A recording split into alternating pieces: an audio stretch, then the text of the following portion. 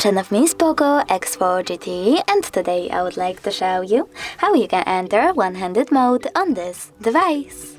First of all, access settings and scroll down. Now tap on additional settings, scroll down again and click on one-handed mode. Following that, click on this switcher to activate it and follow all of those instructions. Turn on one-handed mode by swiping left or right from the center of the navigation panel.